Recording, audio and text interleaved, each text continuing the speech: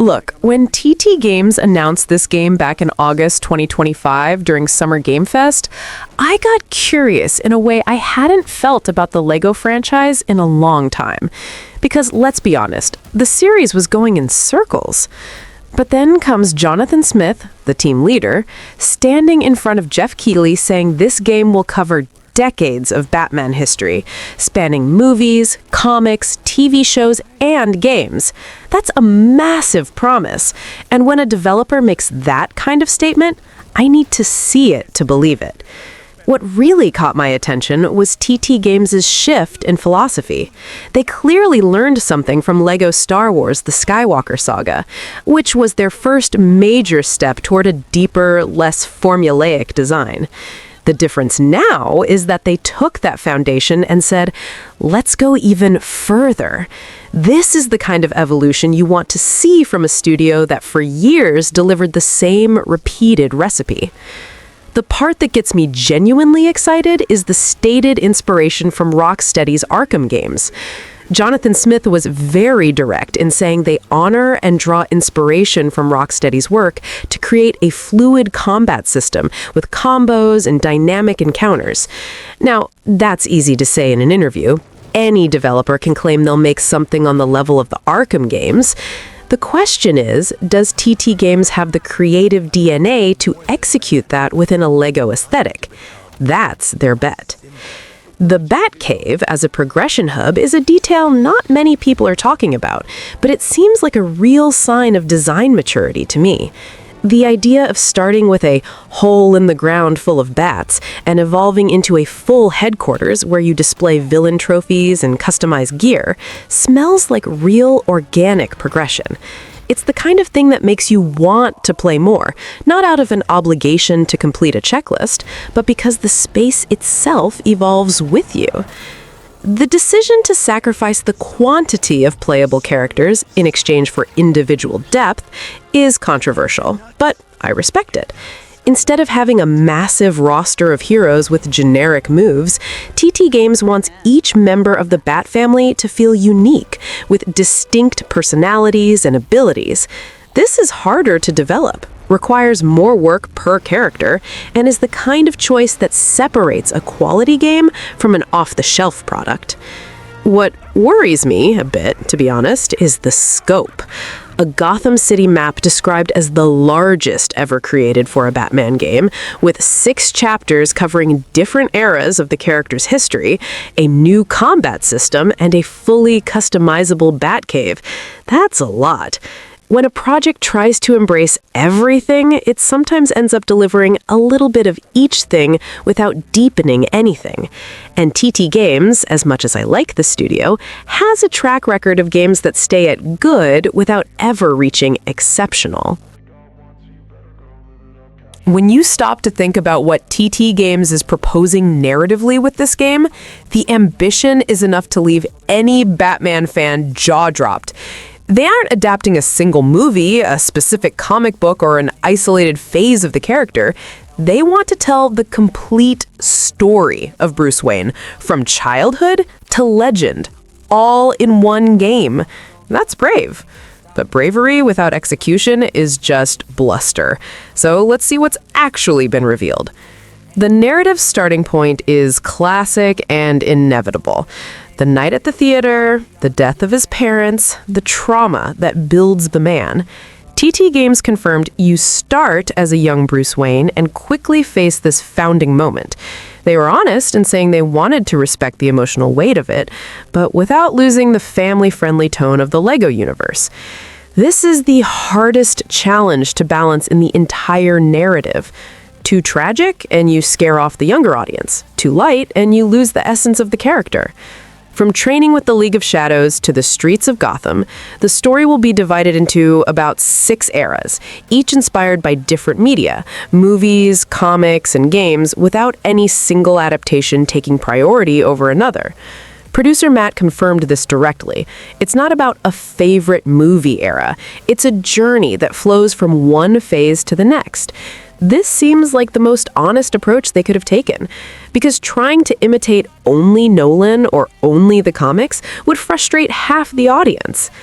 The construction of the Bat family as the narrative axis is where the story truly hooks me in the most interesting way. Jim Gordon, Robin, Nightwing, Batgirl, Catwoman, and Talia al Ghul aren't just playable characters. They are an active part of the story's progression. TT Games wants you to feel like you're building a team, that each ally who enters your life changes who Batman is as a hero. This is different from previous LEGO games where extra characters were basically roster fan service. Here, they seem to have real narrative weight. The revealed rogues gallery also tells me something about the story's tone. Joker, Penguin, Bane, Poison Ivy, Mr. Freeze, and Ra's al Ghul are already confirmed. This isn't random. These names span from chaotic and personal villains like the Joker to philosophical threats like Ra's al Ghul, who is directly connected to the character's origin. It seems the narrative will work through different layers of what it means to be Batman, the vigilante hero fighting chaos, and the man who needs to confront who he could have become. The detail James Gunn mentioned behind the scenes about the game capturing Batman as a being of vengeance alongside the good guy Batman everyone loves tells me that TT Games realizes the character is multi-dimensional.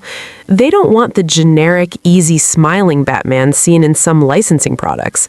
They want the complex character that changed pop culture. Of course, it's still a LEGO game, so there will be humor and lightheartedness, but the narrative intent seems much more serious than anything the series has attempted before.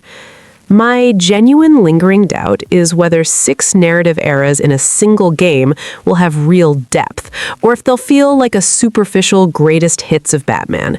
Because saying you'll cover decades of history is one thing. Making each chapter have emotional weight and not feel like a quick summary before moving to the next phase is another. Batman's story isn't simple. It has 80 years of layers upon layers. If TT Games can distill it in a way that makes both the nostalgic adult and the child new to the character feel fully catered to, this will be the best Batman game in existence. If not, it'll be a beautiful straight front with an empty interior. What the developer has shown of the gameplay so far is, without a doubt, the most impressive part of everything released about this game. Those 31 minutes of gameplay released during Gamescom 2025, with Batman and Gordon infiltrating Ace Chemicals after the Red Hood, were enough to convince me that something different is happening here. It's not the same old game with new packaging. The fluidity of movement, the enemy encounters, the way the two characters are swapped with real purpose, this looks like a studio that has truly learned from its own mistakes. The combat system, inspired by the free-flow style of the Arkham games, is the heart of it all. And I have to be honest, when I first read that, my reaction was total skepticism. But after watching the gameplay, that skepticism vanished. You see Batman executing attack chains, using the Batarang to stun enemies while already mid-combo, pulling opponents with the Batclaw to continue the sequence. This isn't just cosmetic. TT Games is trying to make you feel the weight of every punch. And from what was shown, they're getting close. The mechanic of switching between characters with completely unique abilities is where the gameplay design truly starts to shine. In the Gamescom footage, you see that Batman and Gordon aren't just variations of each other. Gordon has his foam sprayer, Robin has the rope launcher, Catwoman has the whip and a laser pointer that can summon cats to distract guards and enter vents. This isn't roster filler, it's gameplay design that forces you to think about which character to use depending on the situation. The stealth elements shown in the Game Awards trailer were a surprise I genuinely didn't expect. Enemies with cones of vision, the possibility of positioning yourself on high points to take guards by surprise, the tension of being discovered or not. This transforms the gameplay from a simple brawler into something more tactical. And for a LEGO game, this is revolutionary. Never before has the series asked you to think before jumping into action. This element completely changes the game's identity. The open world of Gotham, divided into districts, each with its own missions and collectibles, feels like the natural evolution of what TT Games built in Lego Incredibles and the Skywalker Saga, but on a much larger scale. And the collection of over 100 distinct suits scattered across the map tells me that the franchise's DNA, that satisfaction of exploring and unlocking, remains very much present. TT Games made sure to say they didn't want to sacrifice the collecting fans love, they just wanted to add depth around it. And that seems to be exactly what the gameplay delivers. The integration of Batmobiles as playable vehicles, including versions unlockable through physical Lego sets, like the Batman vs. Superman Batmobile and the Batman and Robin Batmobile, is a detail that adds more layers to the open world. Being able to drive through Gotham in the classic Batmobile or the Burton version while patrolling the districts is the kind of fan service that makes sense within the gameplay, not just outside it. It's content that adds a reason to explore the map, not just visual flair. What I still need to see before declaring this gameplay exceptional is how the systems hold up outside of controlled demos. Every game preview shows the most polished level, the best finished segment. The big question is whether the combat will maintain variety over 20 or 30 hours of play without getting repetitive, if the stealth will have real depth beyond the specific moments shown, and if character swapping will continue to be necessary and creative, or just turn into a chore. The foundation shown is solid. Now I need to see the whole game to trust it. Before anything else, I have to say that the first thing that caught my eye in the announcement trailer was the lighting. This might seem like a minor technical detail, but when you look at the visual trajectory of the Lego franchise and games, lighting has always been the Achilles heel. It was flat, generic, and lacked personality. In the materials released for this game, you see dynamic shadows in Gotham's alleys, reflections and rain puddles, that damp, noir city effect that Batman visually demands. It seems like someone inside TT Games finally made a real creative decision about how this universe needs to look. The big question many in the community were asking was about which engine the game is running on.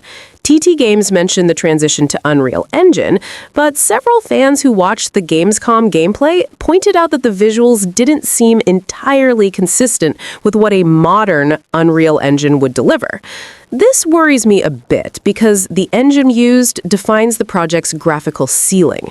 That said, even if it's an older version or an updated proprietary engine, what has been shown visually so far surpasses any Lego game that existed before. The ceiling might not be the highest possible, but the floor has clearly been raised. The art style is where TT Games shines most consistently in all released material. They didn't try to make a hyper-realistic game with Lego pieces. They kept that identity of blocks with exaggerated expressiveness and visual humor, but placed it within a Gotham with its own personality.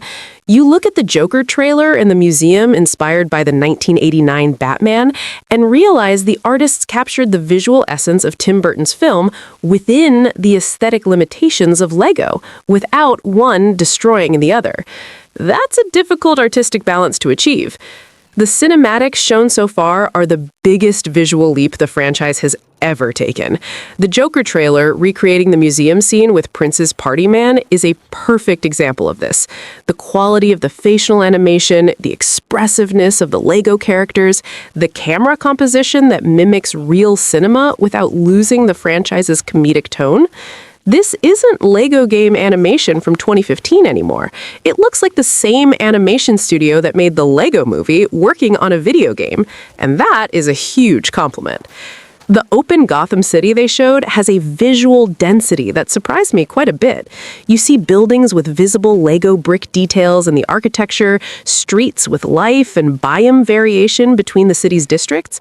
The visual distinction between the industrial district, downtown streets, and Gotham's wealthier areas seems real in the released material. It's not just the same visual tile repeated for miles like in previous Lego open worlds. This suggests the art team had real creative freedom to build a city with identity, not just a functional map. The suits, 100 confirmed in the standard version, are a visual statement for the game. Each suit represents a different era of Batman in movies, TV, comics, and games. And from what was shown, each has unique visual details that go beyond simple model recoloring. Seeing Burton's 1989 Batman alongside Arkham Batman, Infinite Earths Batman, and 1990s animated series Batman all within the same graphics engine while maintaining aesthetic coherence is a piece of art that requires absurd coordination. And from what was released, this work was done with real care. The only point where I reserve some visual criticism is the generic enemies shown in the gameplay. The main villains, Joker, Bane, Ra's al Ghul, are visually impeccable, but the henchmen you face on the streets of Gotham during combat appear repetitive and with less detail than the main characters. This is almost inevitable in open-world games, but in a game that aims to be the evolution of the franchise, you expect even minor enemies to have some visual variation that justifies exploration. Based on what was shown, this is the area that still needs polish. But looking at the whole package, the graphics of this game represent the best TT Games has ever delivered, and that alone is enough to generate real anticipation. I'll be blunt with you. The performance of this game is the biggest question mark surrounding Legacy of the Dark Knight ahead of launch. When initial PC requirements leaked in January 2026, asking for 32 gigabytes of RAM and an RTX 3080 in the recommended specs, it sent an immediate shock through the community. Because we're not talking about a photorealistic simulator or a 100-kilometer squared open-world RPG. We're talking about a game with Lego blocks. Seeing those numbers alongside titles like Cyberpunk 2027 and Red Dead Redemption 2 was, at the very least, disconcerting. TT Games quickly went public to say these requirements were preliminary and didn't represent the final state of the game. The community manager was emphatic. These specs don't need to be accurate at this stage. And a few months later, in February 2026, the requirements were revised and the recommended RAM dropped from 32 gigabytes to 16 gigabytes. That was a relief, but it's also a red flag. When you need to publish and then publicly correct system requirements, it says something about the state of optimization at that moment. The question is, how much more could they improve before the May launch? The updated minimum requirements landed at an Intel Core i5-6900K, RTX 2070 with 8 gigabytes of VRAM, 16 gigabytes of RAM, and a mandatory SSD. Now, the SSD requirement in 2026 surprises no one, but the RTX 2070 as a minimum is still a relatively robust card for a LEGO game. The comparison with LEGO Star Wars The Skywalker Saga is inevitable and unfavorable. 4 years difference between the two titles and a jump in requirements that doesn't proportionately match the visual leaps shown in trailers and gameplay. On PS5, the game runs natively in 4K, which was confirmed by both Sony and the developer.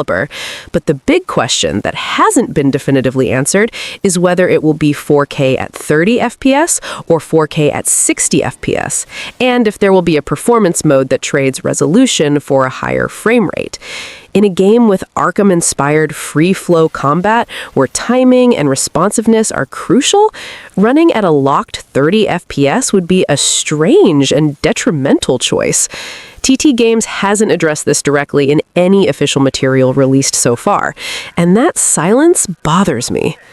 The Nintendo Switch 2 version still has no confirmed release date, which in itself is an indicator that performance on that platform is an additional challenge.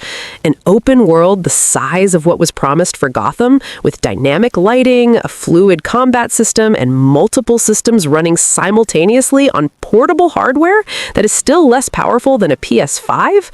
This requires surgical optimization. And when you look at TT Games' track record with porting, there's no reason to blindly trust that they'll get it right on the first try. Overall, what the developer has demonstrated is that they are actively working on optimization until launch, which is positive. But the gaming industry's history in recent years is full of titles that hit the market, promising last-minute improvements and delivered inconsistent performance in the first few weeks. Launch is set for May 29th, 2026, and the window between now and then is short. My expectation is that the PS5 will deliver a solid experience at launch, PC will depend heavily on your specific setup, and the Switch 2 is the biggest wild card of all. We're going to need serious performance reviews before drawing any conclusions. First of all, I need to put the price on the table because it's a central part of this decision. The standard edition costs $69.99, and the deluxe edition goes for $89.99, including 3 themed packs with over 30 items, extra suits and missions, plus 72 hours of early access starting May 19th. This is completely in line with major AAA releases of 2025 and 2026. And here's where the conversation gets interesting, because a LEGO game priced like Resident Evil or God of War needs to deliver at the same level of perceived quality. The material released so far suggests TT Games genuinely believes it does, but belief isn't a guarantee. If you're a longtime Batman fan, someone who grew up with the Burton movies, the 90s cartoon, and the Arkham games, this game was built specifically for you. Every era of the character being covered, over 100 suits representing decades of Batman history across film, TV, comics, and games, and iconic villains from multiple generations. This is a love letter to the character's legacy, and people with an emotional connection to Batman in any of these forms will find something personal here. For this player profile, buying at launch makes total sense. For families with children, this remains one of the most recommended titles of the year, just as LEGO games have always been. The franchise's signature humor, local 2-player co-op, and the control accessibility the series has always prioritized are all confirmed for this title. The absence of online co-op is a questionable decision and has already drawn criticism from the community, but for the living room couch with 2 controllers, the experience should work very well.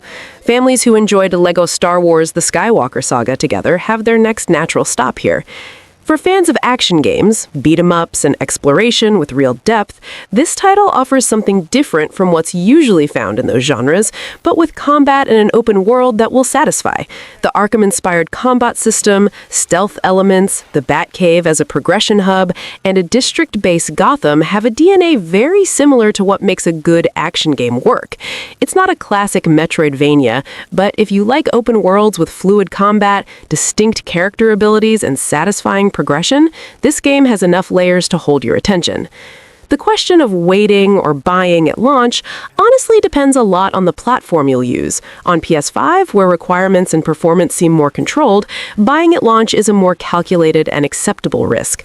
On PC, with the turbulent history of requirements shifting over the last few months, from 32 gigabytes of RAM to 16 gigabytes of RAM, I would wait at least 2 weeks to see performance reports from real players with different hardware configurations. It makes no sense to pay $69.99 on day one, only to deal with stuttering or optimization issues that will likely be fixed in the first few patches. There is one group I would tell to wait without hesitation: those who never cared much for the LEGO franchise but are curious because of Batman. For this profile, TT Games history is one of games that improves significantly with post-launch updates, and the price inevitably drops after a few weeks. The deluxe edition with 72 hours early access for $89.99 only makes sense to buy if you're going to be on this side of the screen on launch night wanting to play before everyone else. If you don't have that kind of urgency, waiting a month could mean a more polished game at a lower price. And yes, if you ask me if I would buy this game at launch, I would. Looking at everything that's been released, the narrative leap, the new combat system, the visual ambition, and the Batcave as a progression hub, this is the kind of project that deserves support when it feels genuinely different from what came before. But I would buy it on PS5, Standard Edition at $69.99, before evaluating if the deluxe content is worth the extra $20. And if in 30 days the game has serious issues, the disappointment will be proportional to the expectation. That's the bet you make when you decide to buy a game on release day, and in this case, based on the signals given, the bet seems reasonable to me. We have intruders? Red Hood, you know what to do.